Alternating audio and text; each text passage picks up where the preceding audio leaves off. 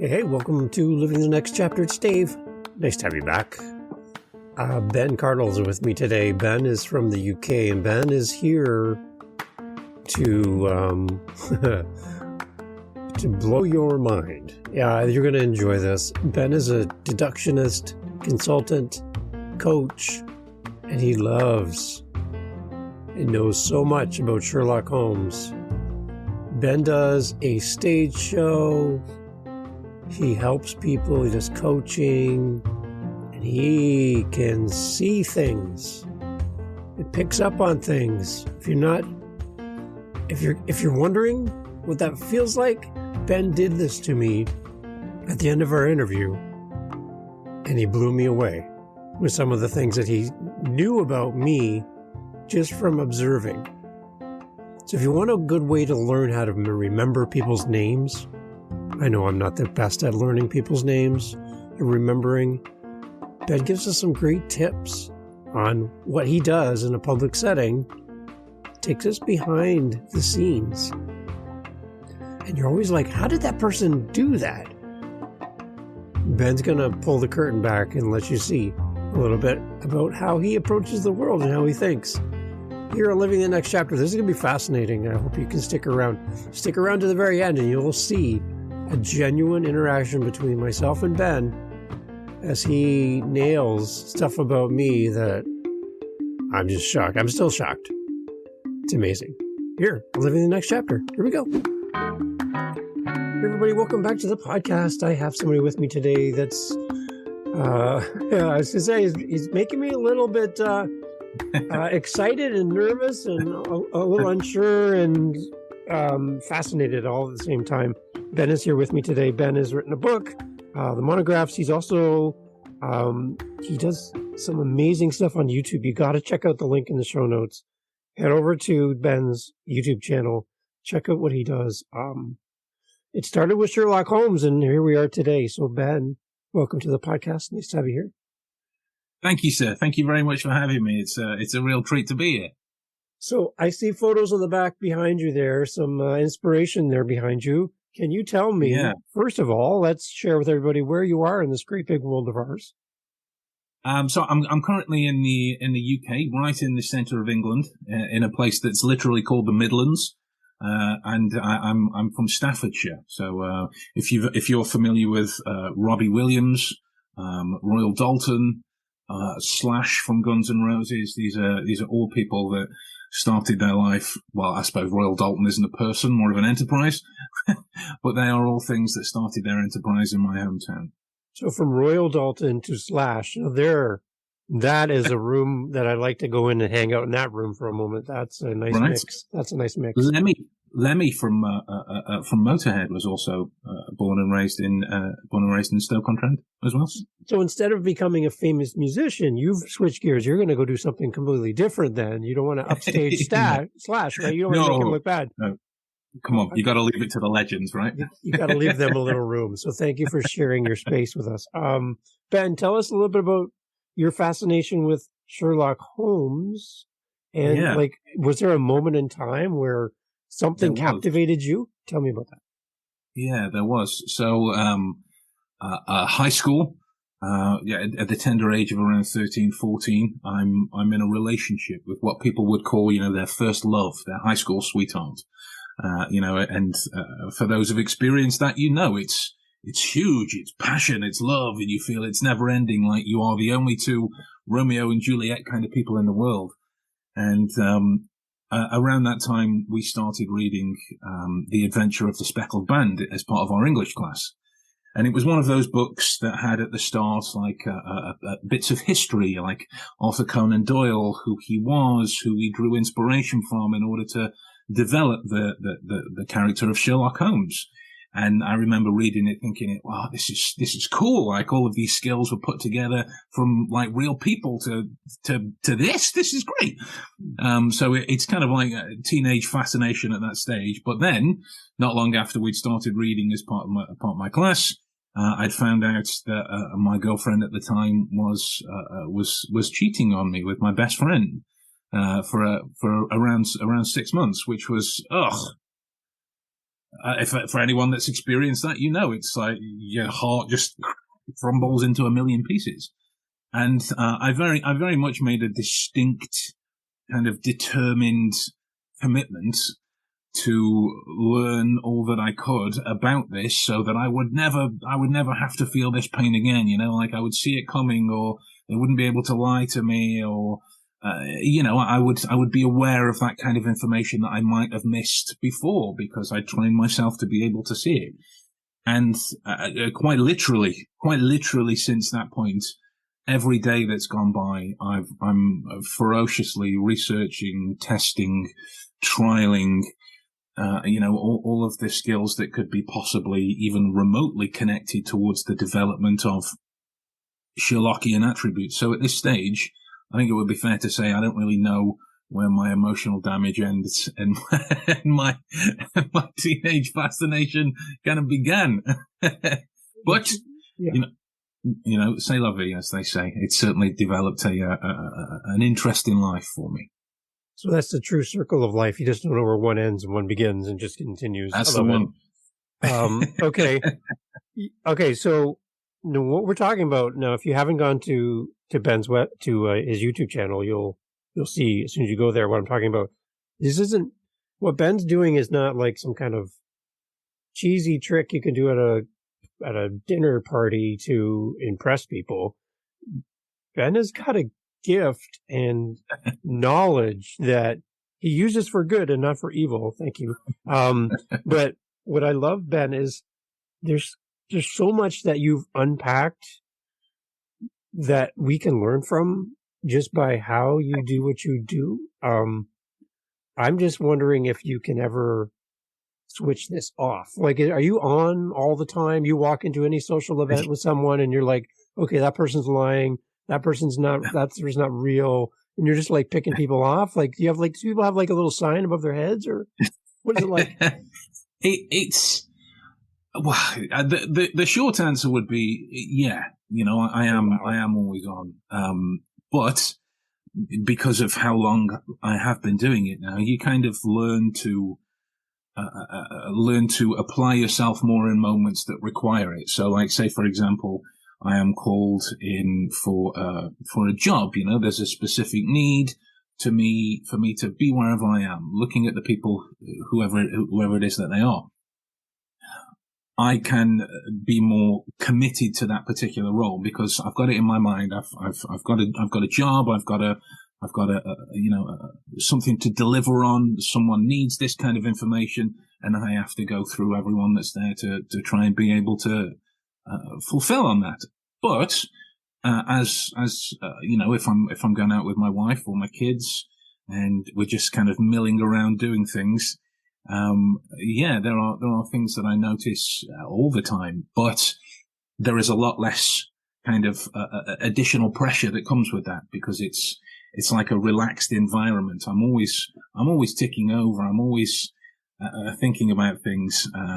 Like my wife enjoys these kinds of competition shows that you see on on Netflix and on TV, where there's one skill set that they're doing. Like there was one on Netflix that she watched with glass blowing and this kind of thing. Everybody's competing to blow the best glass, and I'll kind of walk through and be like, well, she doesn't mean whatever she's saying. That's not completely true.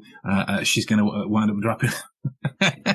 And sure enough, it comes to fruition, and these kind of things reveal themselves at the end. But that's how I like to relax. You know how some people might like to relax, I don't know, listening to music or going for a run or, I don't know, playing with the dog. I like to relax by, learning how to do a Rubik's Cube from memory or reading a book or I don't know, testing out something that I've been working on or, that's my relaxing time. I don't feel the additional kind of, the kind of mental stress that comes along with this. But yeah, it's there's never a moment to truly kind of sit back and just enjoy some kind of quiet rainforest noises inside of your head, just to kind of tune it all out. Right. Okay. So Ben, take us back to one of your early lessons you learned, like maybe back when you were a student and that girl broke your heart, and you learned something about the human condition and how we are and how we operate, and then you saw it demonstrated in front of you and went, you put the pieces together and went, this is what I learned and this is what I observed, and it's now fact for me, and now I see it everywhere. Because I'll give you an example. Like if I buy a car and I buy a red two-door car, I will probably be oblivious to red two-door cars until the moment I buy it. And then once I've bought it, now I see them everywhere, right? I'm like, oh my gosh, how come there's so many? Like, every time I turn a corner, there's another red two-door car. So as you learn something, I'm sure it becomes something that you can put into your daily life, and now you see it. Take us back to one of those early lessons that you learned. Absolutely. So, that one, arguably one of the very first was, I would say things to the effect of, oh, she would never lie to me. Oh, they would never do that. Oh, why would they do that to me? And on the surface, it doesn't make sense to your emotional connection to another person. The reality of the situation is, when you're saying, oh, they would never lie to me, you're saying things like, oh, I would never give them reason to lie to me. Or, oh, we have a relationship where there would never be a reason for them to hide something from me. And it was one of the lessons that came from a direct quote of Sherlock Holmes, in that emotional qualities are antagonistic to clear reasoning. When we are too emotionally entangled with something, it is a struggle for us to think clearly about it. Now, it sounds just incredibly pedantic to say that out loud, and I'm by no means encouraging you to be these cold loner type people that need to go and live in the woods somewhere away from anyone. That's not the case.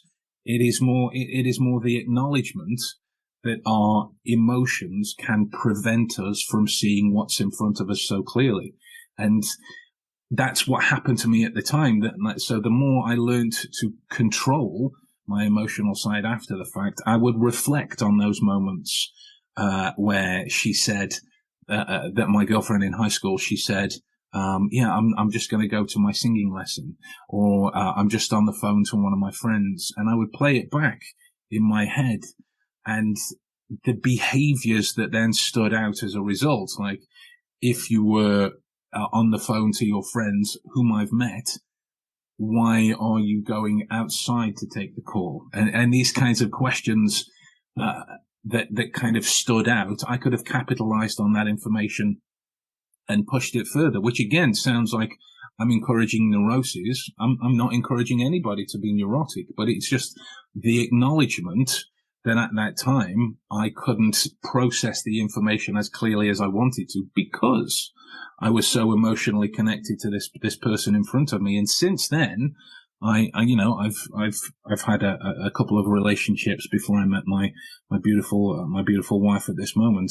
And there was a previous relationship where, I'm trying to think of one that's politically correct to say out loud. She changed the way that she was dressing, right? Which is a taboo topic for any man to broach with a woman, in that, because it's got the misconception of it being, controlling to a certain degree. Yeah. And bear in mind, I never cared or chose or had a question about why she was choosing to dress the way that she did. But there was a particular moment where she started actively asking me to not go out with her and her friends. And this was mirrored with, let's call them much more revealing clothes. Yeah. In that way. So I just processed the information this way around, see what other elements I could connect it to, because that was a big change in the way that she used to go through life. You know, she had, for quite some time, a degree of kind of body dysphoria, which, you then have to think about these moments like, okay, is she just overcoming that? Is this her confidence coming out, you know, the whole, if you've got it, flaunt it. And, you know, which I'm totally behind, you know, I thought that was great. But then I got to marry that response with, the forcible disconnect from me, the fact that she would come home smelling of smoke, and I don't smoke. I've got nothing against smokers. I just don't like it around me. I've got asthma, and so I don't like it around me. So when I'd ask her about smoking, she would openly lie to me about it, which is sort of a gateway experience. And I learned more about this, and I ended up being able to figure out that she was actively pursuing other men at that particular stage. So that was one of those moments that kind of put that into practice of learning how to truly understand a situation that could be emotionally charged to the point where you just get nothing done.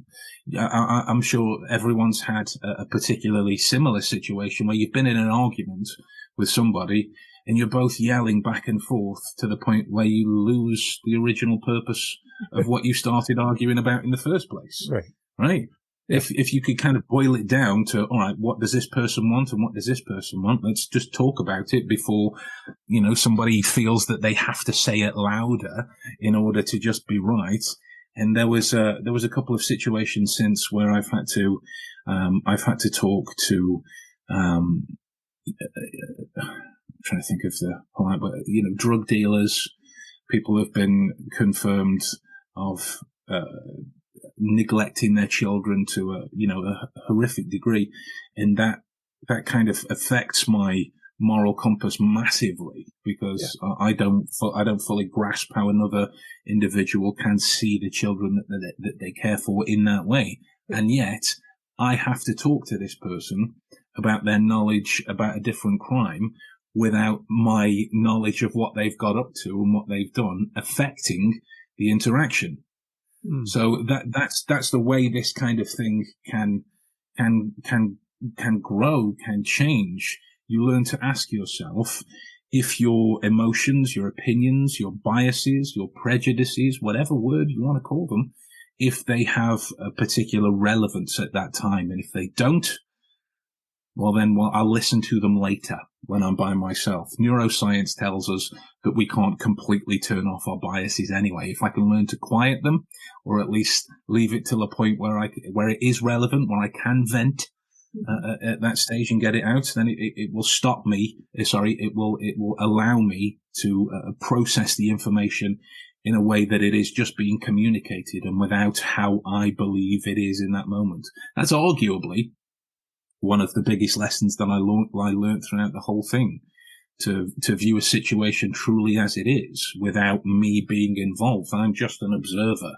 For want of a better phrase, I don't matter at that moment. My opinions don't really have a place. I'm just gathering information, processing it, seeing what it works with in the environment, and then looking at the places where it connects and where it doesn't.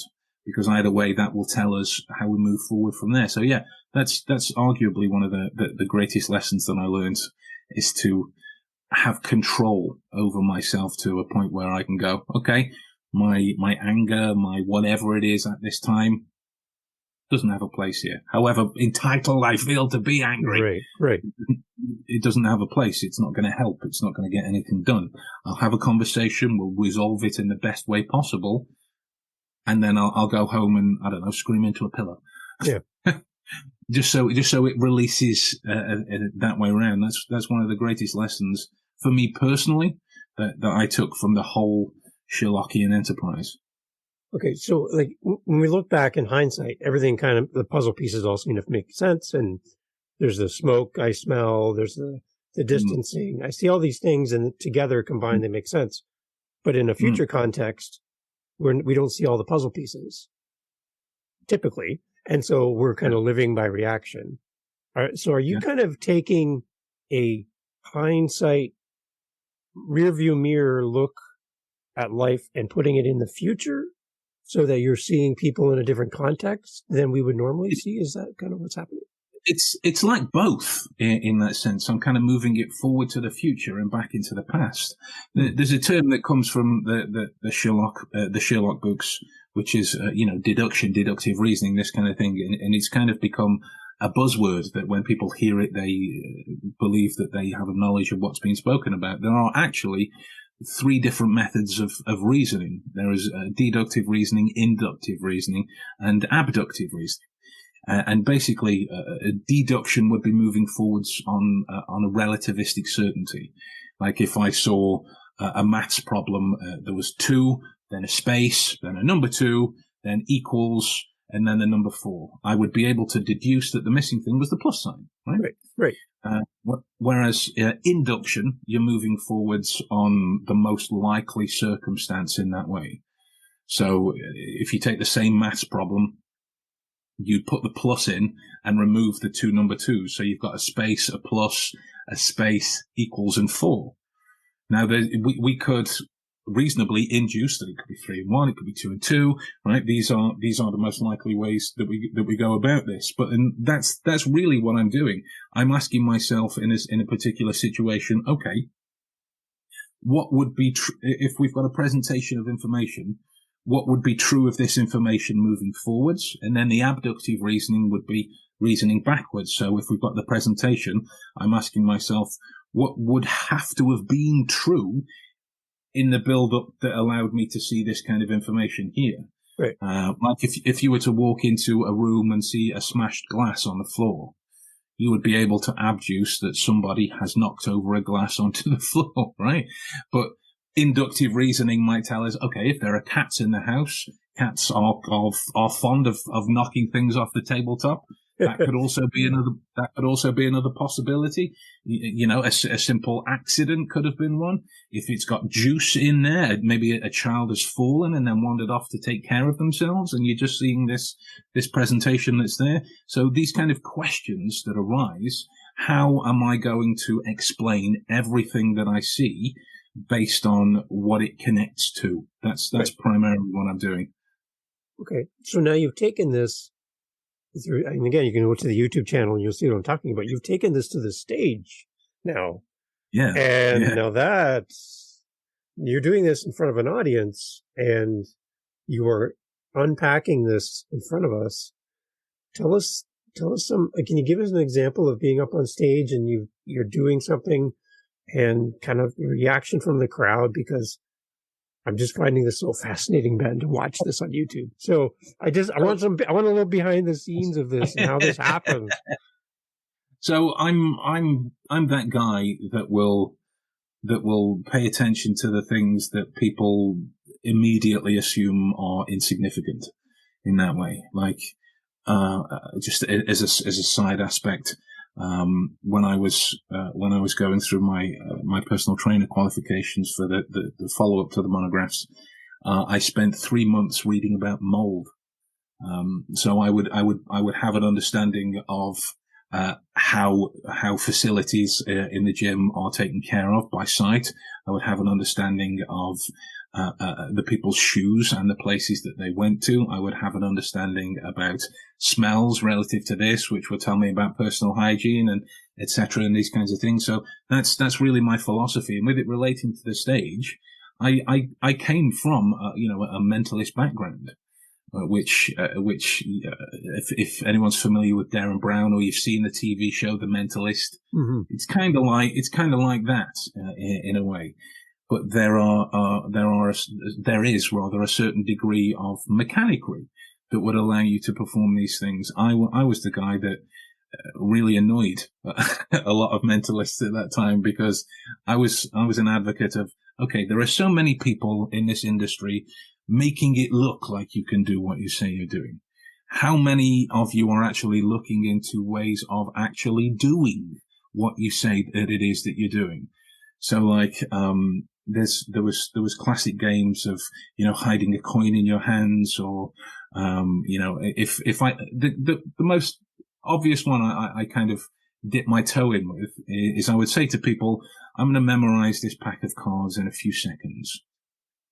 As an audience, the kind of psychology is that they'll go, okay, so he's not memorizing that. Why would he tell us? So he's not doing that. So as I'm actually doing this, and we go through the rest of the effect that way around, they're either left with one of two situations. Either they can consider it a great trick, in which case I'm fine with that, which it means, repeat bookings, more business. That's great. Or they consider it a demonstration of skill. Either way, repeat bookings Right, in this way right. around. And that's what kind of got me interested. So the more things that I explored, the more I found I could do what I said that I was doing. And arguably one of the more quirky ones I did, with you mentioning YouTube, I had something in the London special of my web series, The Deductionist.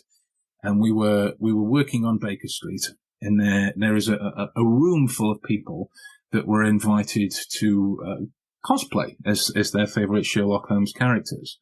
Not everyone did, bear in mind, but there was a room full of people, and it was I was stood in front of them, and there was maybe 50, 60 people this way round. And I'd been sat in the corner the whole night up until that stage with a pair of sound-cancelling headphones on and a blindfold. I'm just sat in the corner. And naturally, people would be curious, so they come over and and I can't hear or see anything. So they're trying to mess with me, poking me, and I'm give me a fright of my life.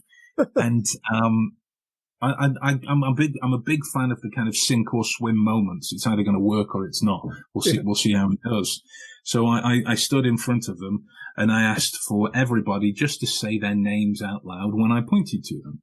So I took my blindfold off, took my headphones off, and everyone right around, I'm going, da, da, da, da, da, this way round, and we've gone through them all.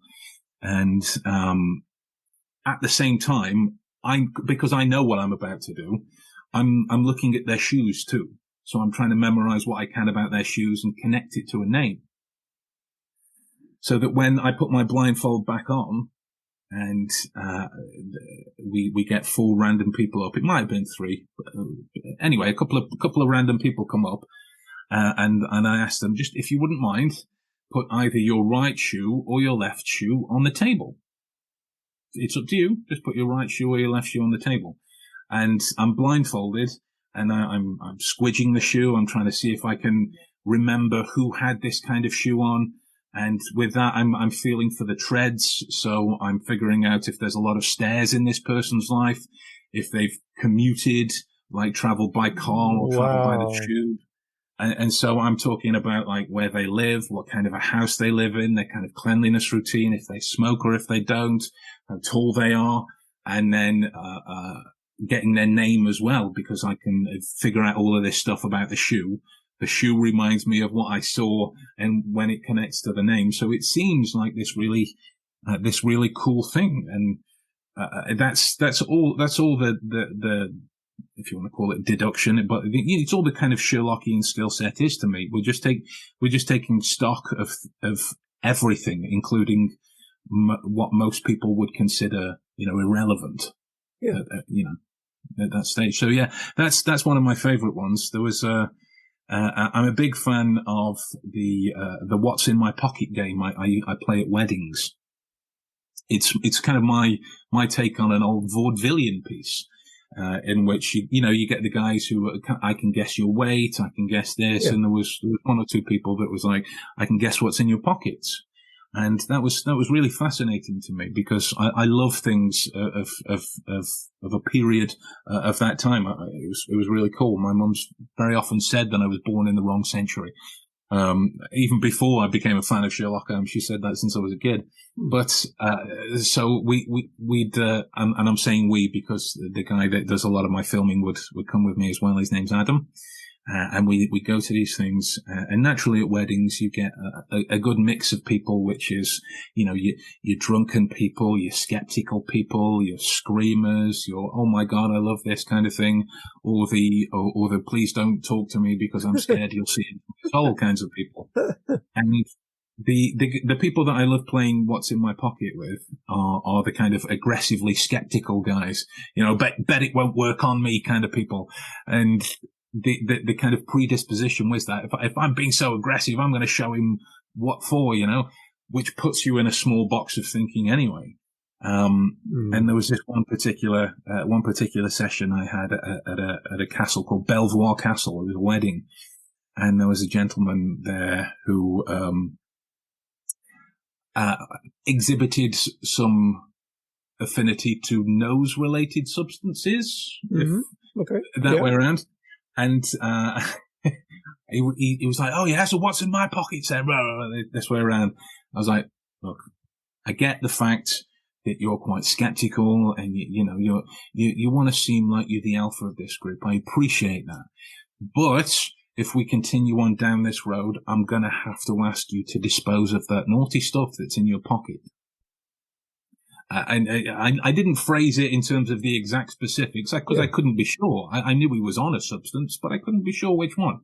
It turned out in the end it was the nose-related one, but I mentioned this way round of just the substance that was in his pocket, and it had the effect of him just completely quietening down and let everybody else have some fun. But it was also spot on. He was carrying some stuff in his pocket at that time. But yeah, so there's lots of these little anecdotes I could call on.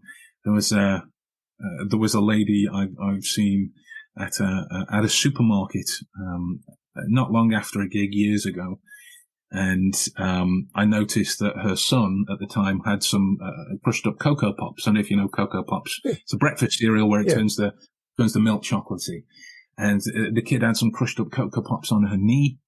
On his knee, rather. And she's looking really stressed on the phone.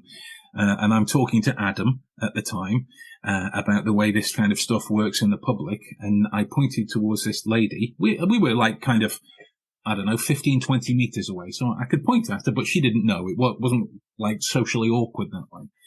And I was like, look, take for example that woman over there. She's just split up with her boyfriend. She's just moved into a new place. And she's stressing about whatever it is that's going on, about how she's going to work with the child and being a single mom. And it's really a stressful time, which naturally, given that Stoke-on-Trent, we are known for being quite abrasively honest at this moment. So Adam was words to the effect of, "You're just making it up," like it's. But the swearier version of that. And, so I said, fair enough. And I was like, I wandered over.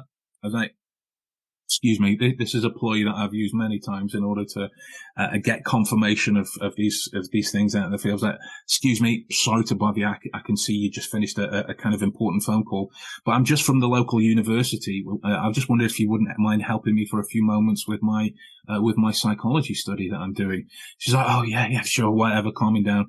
And so I said, I'm just looking to monitor how comfortable strangers are talking to each other. So I'm just going to ask you some questions. You can ask me some questions. You tell me how comfortable you feel afterwards, and we'll go on our merry way. And so I asked her about her son and her moving, which then led to her telling me about the recent breakup and whatnot. And Adam was stood behind me like, what? I was like, thank you for your time. I mean, she'd asked questions about me as well, so it seemed pretty copacetic that way. It's like, thank you for your time. And we just wandered off. We bought our stuff and we left. But yeah, so that's really all it is. I'm taking in the same way that a holy grail of sorts within this world that I'm very much asked about a lot is, can you look at somebody and figure out what they do for a living? The short answer is, yeah, of course you can. But it depends on the information that you're bringing to it. Like, say, for example, I saw a fast food worker walking down the streets, and I saw the infamous kind of golden arches on their hat. Right. I know immediately they work for McDonald's. I know immediately. Right? That's the kind of connection. People are hoping for the really niche observations or the really obscure details and whatnot. But the reality of it is, I'm just taking stock of what it is that I notice in that way. So yeah, there we go. I love it. Okay, so let's jump to the book, Ben. Yeah. The Monographs, a comprehensive manual on all you need to know to become an expert deductionist. Deductionist, yeah. Good title. You got me with the title. Tell me about the book. It came out September 2015. Is that right? Yeah. Good long while ago. While ago. And so tell me about the book. So the book itself, I wanted a book like this when I was training in this area, a book that would have everything that I needed to know in order to get started.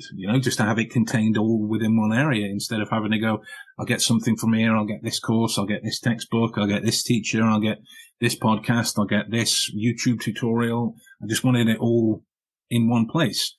And so I developed what I considered, because it was only my opinion at the time. Nobody else, to the best of my knowledge, really cared about the development of a Sherlock Holmes kind of skill set.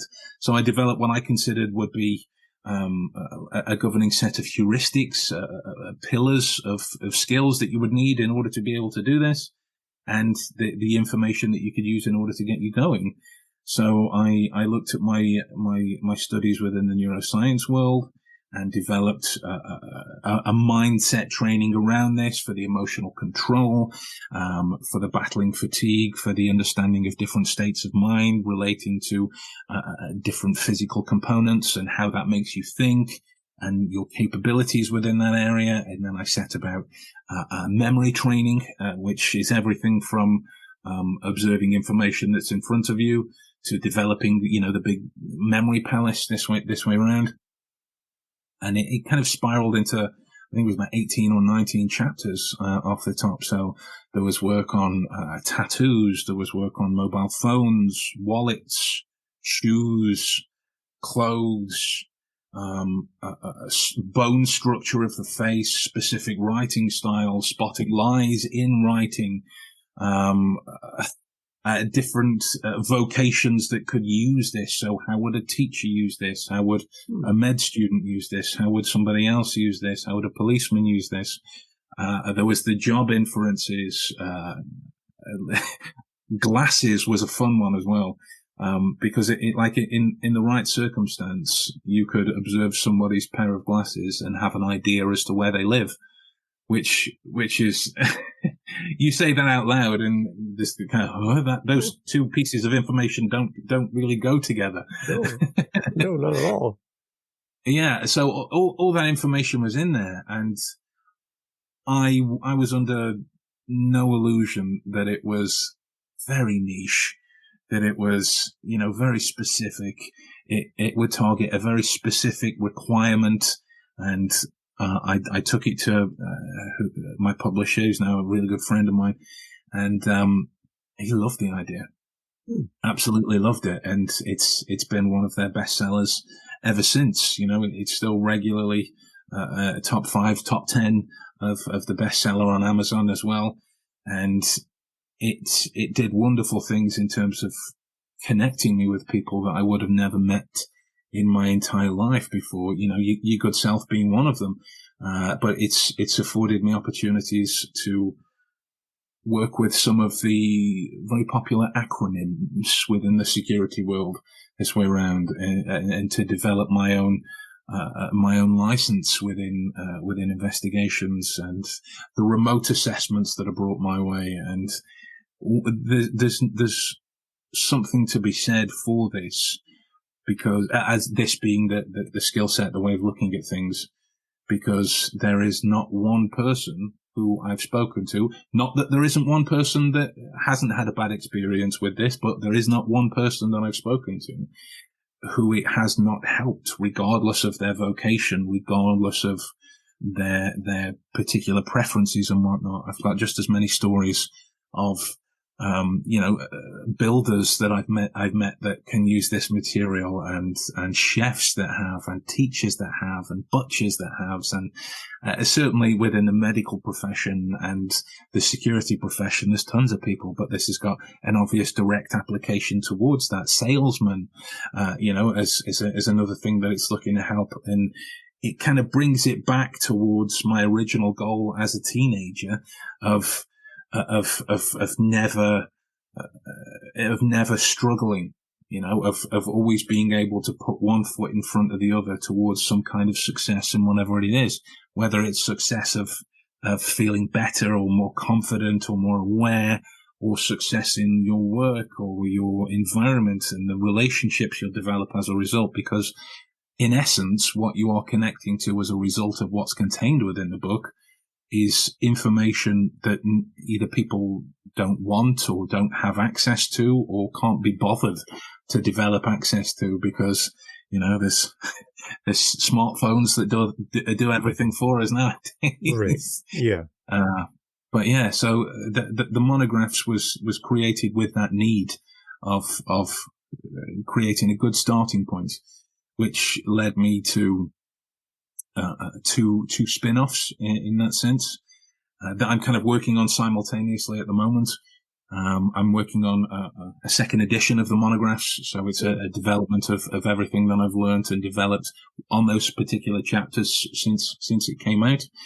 And so if the Monographs were a kind of, if Sherlock Holmes were a real person alive today, what would be in his head to allow him to do what he does? The spin-off is, what if House, MD, were a real person alive today? What would be in his head to allow him to do what he does, with House being, a version of the Sherlock Holmes stories as well? So yeah, it's certainly been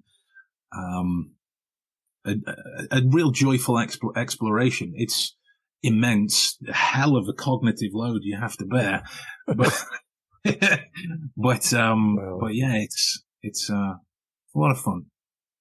So for someone coming to your book for the first time and they're going to pick up the Monographs, is this book designed for somebody who's at entry level, real starting from the very bottom, or is this meant to be like continuing education for somebody who would be doing or be involved in this already?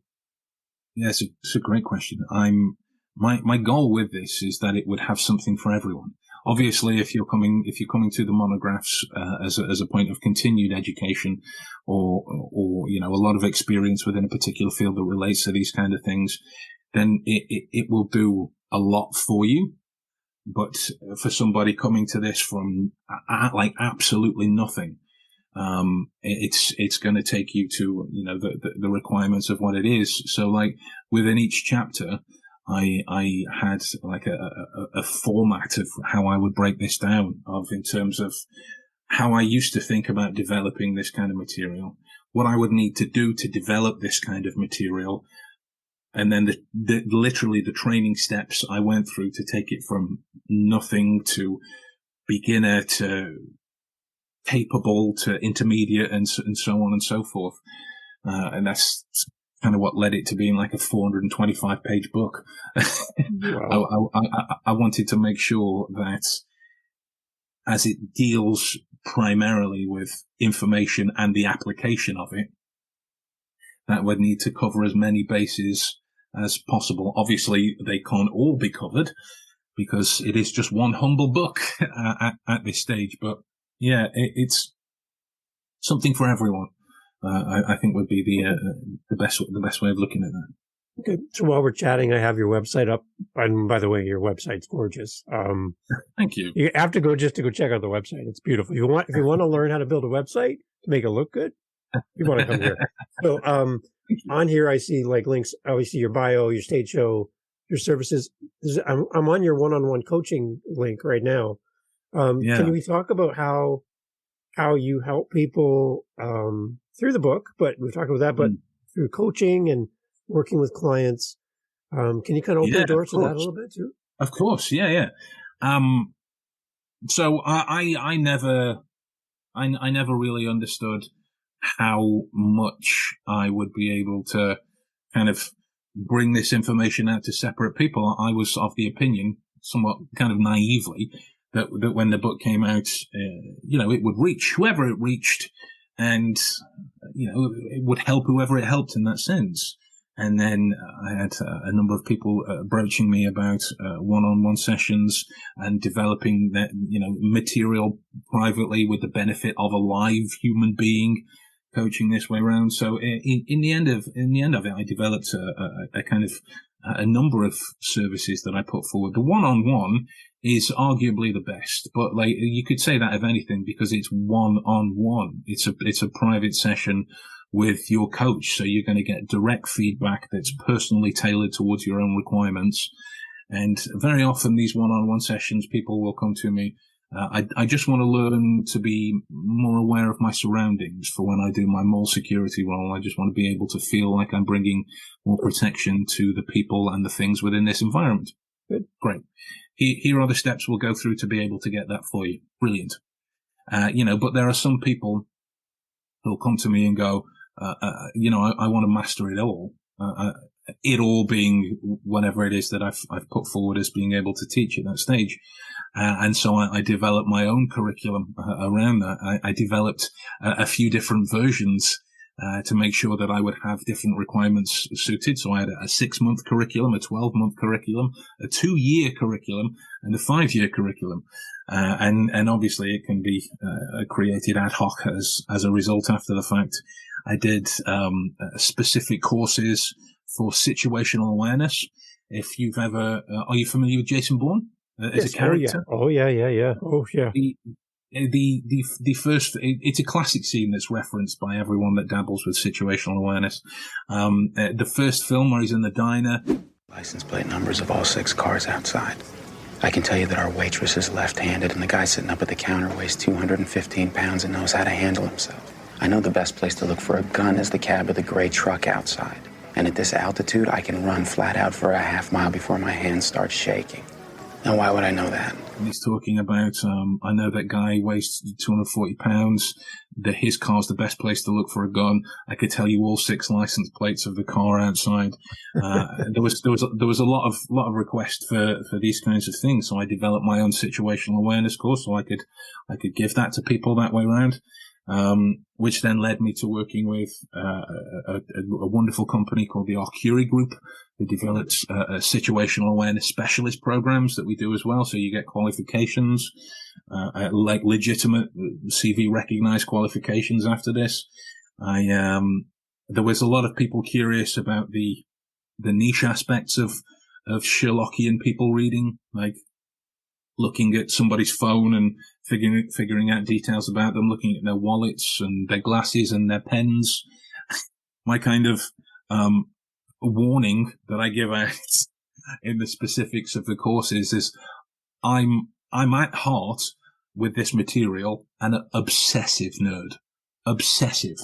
And there was one moment that kind of led to be a warning where I gave a 4-hour session on reading people's pens, just their pens, and some of the information. Like I had for a while people just sending me pictures of pens. What can you tell me about this? I'd send it back to them and be like, this way around, it's great. But that led to Sherlockian people reading, which is by no means 4 hours on pens, but that kind of nitty gritty niche kinds of stuff, and which led to more requests, which is both lovely and a challenge, because I am one person. As much as I love to talk about this all day, every day, it was a challenge to kind of be able to do that. So I am developing at the minute my own online training platform. It's called Omniscient Insights. Which is quite a mouthful, but that will be available soon. I've been prompting that information through my YouTube channel, and that will contain a lot of these courses that you can move through in your own time and at your own leisure, in just as much detail as I physically possibly can, through video and whatnot. But one of the things it sounds quite kind of lofty, but they are, my students, I always refer to them as my friends, or the people that I talk to, just because I don't like that kind of hierarchical thing. It makes me feel weird. But that, they are my students. They, other than the information that they're getting, they are a fan of the practical assessments that I developed, because I pressure test them in ways that they haven't experienced before. I developed my own virtual reality testing, which is the creation of, it sounds a lot fancier than what it is, but it's basically the creation of specific 360-degree videos. So that instead of like one of my screens is here, so that instead of just sat here watching and learning about a cerebral skill, you can actually inhabit it and look around and these kinds of things. Wow. Which is directly related towards how you would have to use it in the real world, this way around, and not in a training setting. So I push a lot of my focus towards application, because I don't want the information just to sit as something curious or something interesting that you heard one time online. I want it to be something that you can be able to use. So yeah, that's really where my when my training focus is that way around, and it's very much a pass or fail. And like in particular discussions of when I'm doing a teaching element, just the download of information before we get to it, I set up a lot of awareness training through this. Like, are you familiar with the invisible gorilla experiment with the guys passing basketballs back and forth and the gorilla just walks through? And because you're focused on the counting of the basketball passes, you don't see this gorilla walk through, wave at you, and just walk away. So what I used to do for people is I would kind of like change my shirt halfway through a session, or the pictures would move behind me. And one of the things that I used to do is I wear glasses, so I would start off with like a normal pair of glasses, and then I would put up kind of like a video illustration and like change them out for another pair of glasses, ones that don't have lenses in and whatnot. So there would be the visual connection of like a reflection. If I look up towards my ring light, you're not gonna see that if I tilt my head in the same way when I don't have a lens, which might seem pedantic on the surface, but all I'm really building into you from that moment is a kind of acute level of awareness for the potentiality of change, because that can come at any time, at any place, from anywhere. And the only way you're going to be prepared for that is that if you take stock of these many changing times that go forward, because if something's happened and you haven't observed it, or you don't have the information to call on, then you can't be of service to that particular requirement. So yeah, it's a lot of fun, and I've definitely found that I have a huge passion for this kind of teaching element, because I can make sure in kind of like some weirdly spiritual way that these skills live on, because they have benefit, and this is 100% my opinion, nothing more. They have benefit far beyond the immediate impact of knowing things that other people don't. Like, me and my wife have been together now for close to 5 years. There's never been a single crossword of any kind, and we both count that down to this kind of acknowledgement of information and the mindset that's there. We can, don't be wrong, there's moments where we annoy the bejesus out of each other this way around, but we're able to communicate better because we're aware of these things. My relationship with my kids and whatnot, during the moments where they're having problems, where they wouldn't feel as comfortable coming to a father figure, a parent, in that way around. If I'm aware of what's going on, I can help them in a way that they don't have to cross that barrier. I can help them through this because I'm aware of that kind of information before. And so it's really become something that is what I would refer to as the ultimate people skill. The ultimate people skill. It's like if you knew things that other people didn't, everyone can say that, of course, but when you hold yourself up against, at a rough number, 90% of the other humans that you interact with, if you have access to information that all of them don't, how would you use it? Right? And for the people that have put the effort in to be able to use it, that's really where they see the benefits there. Love it. Okay, Ben, so before we go, I think some people have this default setting that they're not good at something. So, for example, I'm not good with names. So I'm just going to live the rest of my life, and I'm never going to learn anybody's name because I'm terrible at it. So I'm not even going to try. And what I love is when you made that connection between a person's name and their shoes, and then you made a link. So then when you saw the shoes, you remembered the name. I'm like, oh my gosh. Like, it was just like a passing kind of, well, this is how I did it. And I'm like, oh, wait a minute. So you're telling me, Ben, that we can not go to our default setting of, I'm not good at A, B, or C, so that's my limit. You're telling me then, Ben, that my limit is not my limit, and I can go past that limit in how I do life and how I can learn ways of, for example, learning people's names and making that association, where that my limitation is no longer my limitation. You're telling me that's what I can do.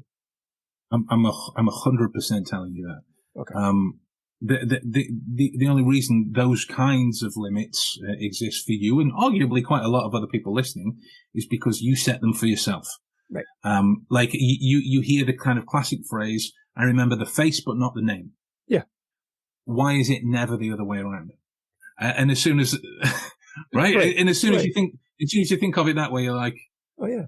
Yeah, that makes a great point. That makes a great point. You know, when you have a favorite film that you've watched, I don't know, maybe it's probably not become your favorite, but a film that you've watched once or twice that you love and really spoke to you, whatever that is, you'd know at least one or two of the actors in it by name. This way around. So there is a projection of capability that allows us some kind of scapegoat. Which is, I mean, it relates back to Socrates' problem with writing things down. It imbues us with the nature of forgetting. I will write this down so my brain doesn't have to do anything, and it just becomes this default behavioral response that when somebody's gone, hello, and you just tune it out because you're so used to that. Even if, right, in conversations, when somebody new is introduced to you, like you go, pluck a random name, I don't know, Jeremy, that's Jeremy Brett, one of the actors from Sherlock. It's something like, hi, my name's Jeremy. Jeremy? That's an interesting name. Is that with a G or a J? It's friendly conversation, but you've just acknowledged to yourself at that moment that name is important. And you are no longer, I mean, I refer to them as being insular and external. That's just made up terms that helps me reference it, but I'm no longer focused on my concern with the fact that I don't remember names very well, or how this interaction's going, or the purpose of this interaction. I'm all external and taking all of this information that's being shown to me. G or a J, that's interesting. Great. Anyway, let's move on. Guaranteed. That name will be there towards the end of the conversation. How long that name remembers that you remember that name after the fact will change depending upon how much you use it. But right. at least within the conversation, you'll have that there. Yeah, limits for me. And again, this is just a personal view. Limits don't exist. Limits don't exist. I don't like the idea of it. So like when I first learn how to memorize names. There's tons of different mnemonic tricks. Some of them you can find in the monographs. But there's tons of mnemonic tricks you can use to remember people's names. So I could do 50, 60 names pretty well. So I thought, okay, I'll go blindfolded, sight unseen, and have to go boom immediately into doing it that way around. That became easy after a while. So I set myself up one of the memory training programs that would pop up a bunch of names and random photos. You'd have to remember them afterwards. So I'd set that by my bedside table. Soon as I woke up, I'd do like 50 or 60 names so I could try and do it from a stupor after I've had a hard night's sleep this way around. Just to see if I had something that was easy for me, or at least comfortable to a certain degree. What can I do that would make that even marginally more challenging? In the same way that people who work out, if you can run 1 mile one day, you run 1.1 miles the next. You just you keep adding it in that way around, and that was another kind of benefit towards the strong, capable mindset that I developed almost as a side effect after the fact. It became like one of these things that it's not a matter of if, it's more a matter of when, and telling myself a better story.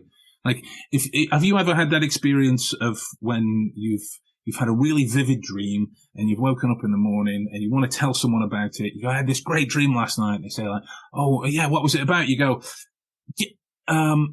right. Hang on a minute. There's a little moment, however kind of loud or not, there's a little moment where your brain's gone, I'm not entirely sure what that information was. And it's kind of spiraled out of control to the point where you don't remember it. Later on in the day, where you're doing some other kind of menial thing, whatever it is, whether you're making a cup of tea or whatever, and then you go, oh, I remember. And you go and tell them this way around.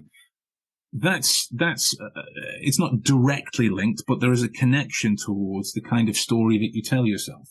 Not that you can think yourself smarter, but if it is that you say, you're saying, I don't know where this is, or I don't know this kind of information, change it to words like, I'll remember it later. You've still got this kind of affirmation and positivity that comes along with this, instead of immediately reinforcing whatever limiting belief that it has. I can't remember it at the moment. Mm-hmm. Right? Just some additional change in that way around. It's how I used to mess with people when I was doing my personal training. They'd be like, "Oh, I can't lift this, or I can't pick it up. How heavy is that?" 100 kilograms, whatever it is. I go, "Okay, you know your form, you know your position. Put a blindfold on." And I would make sounds like I'm messing with the weights, and like that was a struggle. How much do you think that was? I don't know, 80, 90 kilogram. Fair enough. I'd take a couple of plates off so it was really light. Okay, here you go. Take it slow, take it steady, remember your form. Boom, straight up. And then eventually I'd just be back and forth that way around. So they didn't know where we were in terms of weight, and I would just add some extra on so they get past their personal best every time. And whether it was past the personal best by 1 or 2 pounds, 1 or 2 kilograms, 1 or 2 minutes, whatever it is that they were doing. And that to me indicated the strength that these kind of limiting beliefs can have as an effect over you. So like however long it is that you've thought that you don't remember names, that's something that's been reinforced for so long that it happens automatically, just like breathing. The second you change your internal language around that, you change your capabilities, because like, how long did it take you to learn your kids' names? I bet not very long. No, you're right. Right. That's the thing in that way. So yeah, limits with this particular thing, they don't exist. The only thing that will exist that will stop you is the amount of time that you can devote to it. But that's the same as learning anything. Ben, it's fascinating to have you on. I could have you on for the whole week and just continue talking, but you've been so gracious with your time. Where do we send everybody to your website? Again, I have it in front of me. I love it. Tell us, where do we go? What do we do? All of the things. It'd be great. Marvelous. So yeah, bencardall.com is my website. And the YouTube channel, it's at the Deductionist. But if you just put Ben Cardall into the search engine, my big bearded face will pop up pretty quickly. And yeah, same with Twitter, Instagram, this kind of thing. I'm on most of the socials as Ben Cardall, and then for other people who've taken the Ben Cardall name first, it's normally like Ben Cardall and then 221, or Ben Cardall then 221B, something entirely unoriginal that way around. So yeah, and then omniscientinsights.com is coming pretty soon. That's my training platform. And failing that, like my kind of sentence that I will talk to anyone. Send me an email if you want. Go through the website, send me an email. I can't always reply straight away, but I will always reply. That's my kind of analogy, mantra, whatever you want to call it, that way around. So yeah, almost forgot as well. Oh, sweet irony.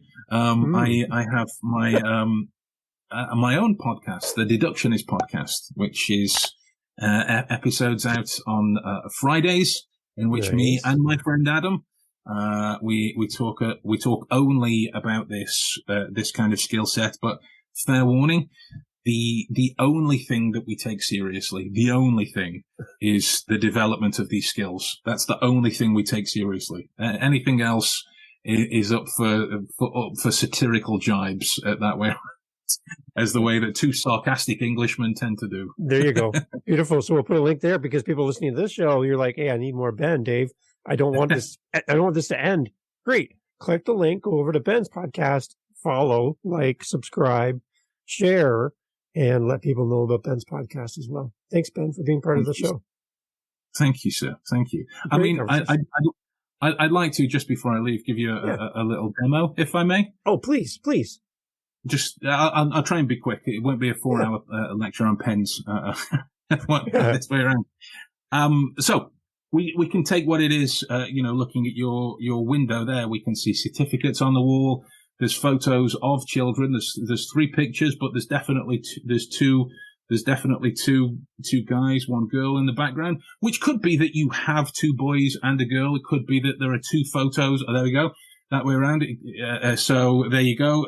Photos of that age, which will put you in the remit of being married for at least 20 years that way around. I would argue 25 tops that way around. Off the top of your head, do you know what day of the year your anniversary is on this year? Day of the week, sorry. Obviously, you know the day, but do you know the day of the week? It doesn't matter if you don't, but what's the honest answer to that? No, I don't. No. Okay. So that means at this stage then that the date is far away. So it'd be towards the end of the year, which will likely be October, November, December, that way around. October, there we go. You smiled earlier when I mentioned cats knocking the glass off, so which would mean that you have cats or owned cats or grew up in a house with cats. But I would argue, based on your candy, your interaction, that you wouldn't necessarily call yourself a cat person. More that you're an animal lover that way around. It doesn't matter, you know. Yeah, I think cats don't think I'm their person. I like cats, but they don't like me. So there you go. That's perfect. So have you owned cats? Do you own cats? Yeah, we had one just passed away just a few months ago. But yeah, my wife's cat, and I have So yeah. Sorry, that I couldn't see, but like I know how painful that is as a pet owner. My cookie this way around, he was a Labrador, 17 years old. He passed at the start of this year. I still can't even talk about that properly. So statistically speaking, then, in terms of your connection and the way you like about things, married, the cat will more than likely have a human name, not like you. It's Meowington, the fluffy cat, that way around. Yeah. So you can tell from the pictures and the bands that are around the guys, the kids in the background, that you will come from a family that holds not traditional views, but your own particular family traditions. You have particular places that you like to go, people that you like to visit, things that you like to do this way around, which would likely mean that you have. Religious is a big leap, but I would say that there is a spiritual kind of connection in that way around, that you guys either give to charity or recycle lots, or you operate a green life or whatever it is. Okay, so my wife and I have a business called Upcycle Canada where we repurpose things that keep them in a landfill. There you go. Your profile picture when we logged on had you playing a bass guitar. But it was a professional picture. So professional pictures of musical instruments that way around will mean music's a big part of your life. Will also mean you don't just play the bass guitar. You'll likely play the electric guitar as well, the kind of six stringer that way. We could keep going. Wow. Now, when I came on at the beginning of this episode, I'm a little nervous, and you just, wow. That is amazing. And my cat's name was Liam, so there you go. Liam! How's that? Go. Yeah, not Fluffy or anything like that. No. Wow. That's amazing, Ben. Thank you. That was so much fun. So, okay. So if you saw that and you're like, wow, I know Dave, and I can see people going, yeah, whoa, yeah. They're cheering you on as you did that. So go over to Ben's YouTube channel, go to his website, watch every video, do all the things to encourage Ben to let more people see his stuff, because this gentleman's a real thing. And let's get that, I'm going to say it, Holmesian manner to our life. Ooh, smashed it. How's that? I practiced. But let's get that natural curiosity going for us and make it our superpower, not our untapped power. Right, Ben? 100% agreed, sir. So thank you for being here. It was fun. Thank you for having me. It's been a genuine pleasure. That was great.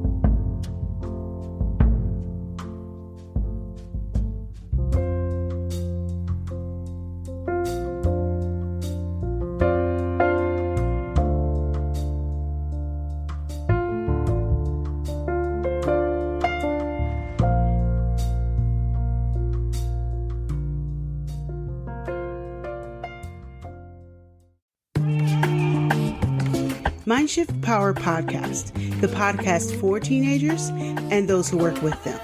There's a huge problem in America today. There's a very large disconnect between teenagers and the adults who work with them. I'm looking to bridge that gap with real, raw, honest conversation, not held back by the chains of political correctness. You cannot solve a problem you do not understand. Want to understand teenagers today? Listen to this podcast. This podcast is for teens in the U.S. and Canada. To learn more, go to fatimabay.com/podcast or just look for Mindshift Power Podcast on any listening platform. I look forward to you being a faithful listener.